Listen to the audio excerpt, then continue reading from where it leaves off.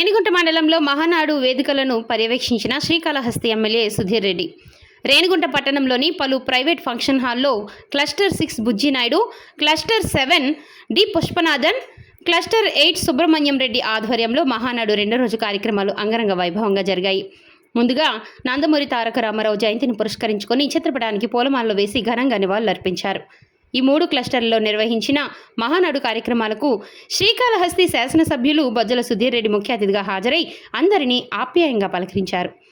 ఈ సందర్భంగా బొజ్జల సుధీర్ రెడ్డి మీడియాతో మాట్లాడుతూ, ఈరోజు మా ఇంట్లో, మా ఊర్లో, మా క్లస్టర్లతో మహానాడు పండుగ జరుపుకోవడం చాలా ఆనందంగా ఉందని అన్నారు. ఈ కార్యక్రమంలో 7 లక్షల మంది ప్రత్యక్షంగా కానీ పరోక్షంగా కానీ పాల్గొనడం జరిగిందని అన్నారు. మా అన్న నందమూరి తారక రామారావు పుట్టినరోజు వేడుకలను శ్రీకాళహస్తిలో ఘనంగా జరుపుకున్నామని తెలియజేశారు. 12 క్లస్టర్లలో మహానాడు వేడుకలను బ్రహ్మాండంగా జరిగాయని తెలియజేశారు. ఈనాడు చంద్రబాబు నాయుడు, లోకేష్ కృషి వల్ల అనేక కంపెనీలను తీసుకురావడం జరిగిందని అన్నారు. మహానాడులో పాల్గొన్న కార్యకర్తలకు నాణ్యమైన భోజనం సదుపాయాన్ని కల్పించారు. ఈ కార్యక్రమంలో టీడీపీ నాయకులు, కార్యకర్తలు, అభిమానులు పాల్గొన్నారు.